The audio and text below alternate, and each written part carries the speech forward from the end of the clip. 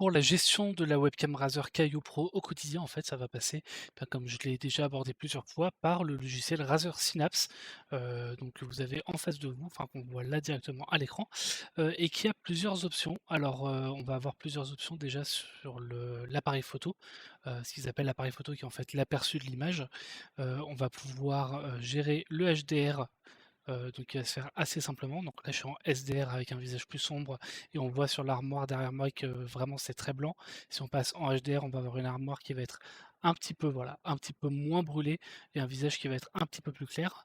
C'est là également qu'on va pouvoir modifier le champ de vision.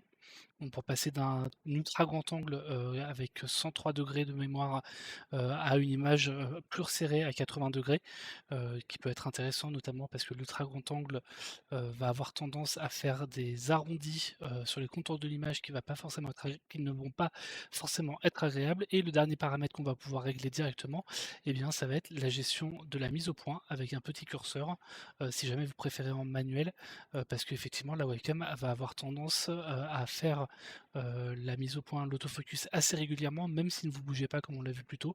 Donc si jamais vous préférez le laisser en manuel, vous pouvez tout à fait le faire. Il y a également plusieurs paramètres qui sont disponibles sur le côté avec la gestion de la luminosité, si jamais vous voulez une image plus lumineuse. Si vous voulez plus de contraste, c'est également possible. Une image plus saturée en couleur, c'est tout à fait possible. Donc là j'ai un visage qui va être tout rouge.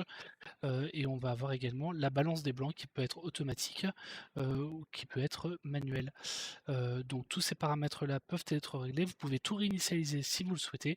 Vous avez plusieurs profils d'enregistrement si vous voulez une image qui va être plus froide, qui peut être utile notamment si vous avez un éclairage qui est très chaud, avec des lumières oranges par exemple, plus vif, plus chaud si jamais vous avez un éclairage qui va être très froid, ou alors personnalisé si jamais vous le souhaitez. Donc c'est automatiquement, dès qu'on va modifier les paramètres, ça va passer en personnalisé.